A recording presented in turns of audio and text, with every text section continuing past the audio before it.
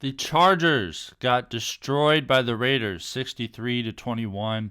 Brandon Staley fired. Tom Telesco fired. They are starting completely anew with the Chargers. I don't really understand the Tom Telesco one. I think he has created a tremendous roster.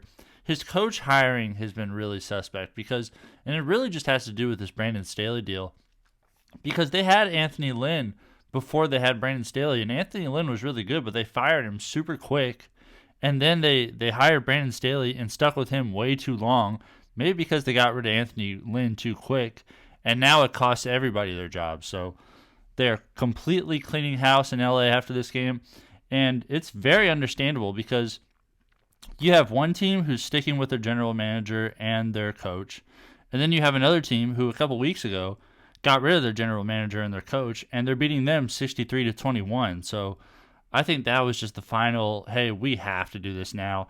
Even though there's been plenty of chances throughout the year to get rid of Brandon Staley, like, how many weeks has it been now where we're just like, certainly this is the week that he's fired.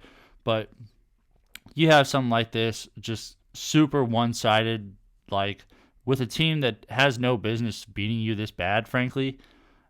You got to do it. So, sucks for those guys, sucks for everybody in that building, but yeah, that's just what they had to do.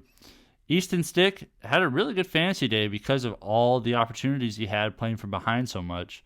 23-32, 257 yards, 3 touchdowns, and an interception. He also had 2 carries for 11 yards. He usually is a much better runner than this. In college, he like, I want to say 40-plus rushing touchdowns he had. There's going to be games where he runs the ball a lot more. It's shocking to me that he was able to throw for above 250 for one, and then 3 touchdowns and only 1 pick. I wouldn't say that that is going to be the norm. Don't go adding Easton Stick because of this. He had, like, way more opportunities to show himself than in a normal game. He wouldn't have this many opportunities, so hold off on him, leave him on the wire. Isaiah Spiller, 16 carries for 50 yards. Really interesting because Joshua Kelley, 5 carries for 22. Austin Ekeler, only 5 carries for 9.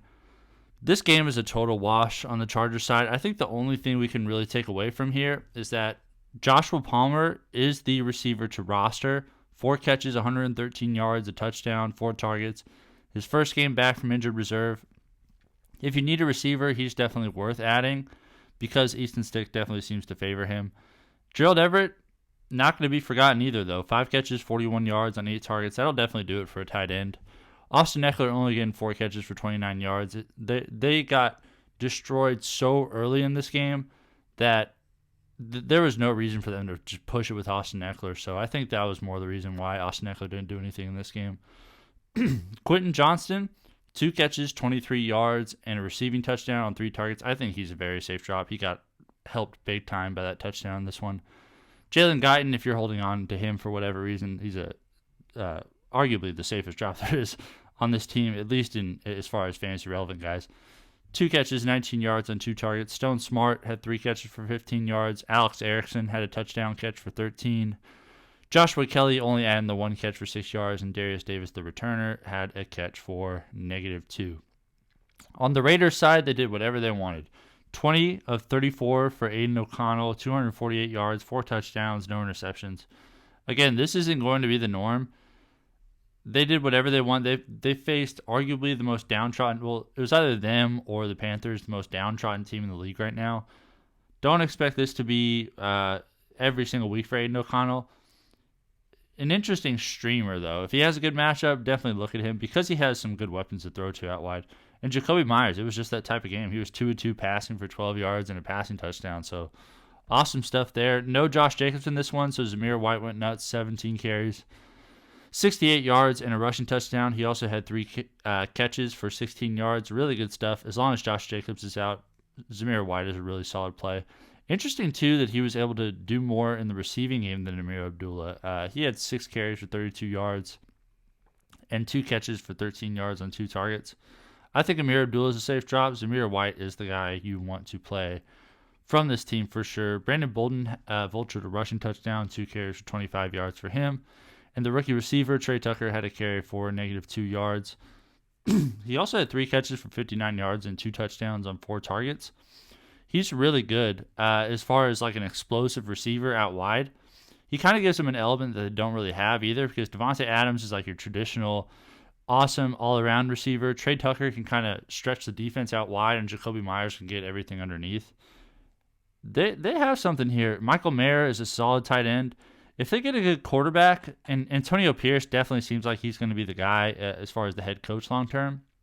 If they get a quarterback, this team is going to be really interesting because they absolutely have weapons. Josh Jacobs, good running back as well. Like it's going to work out. Davante Adams was amazing. 8 catches, 101 yards, a touchdown, 12 targets. Keep playing him. He's bordering on, unless you have a super loaded team, and I mean, you're this late in the playoffs, chances are you have a pretty loaded team.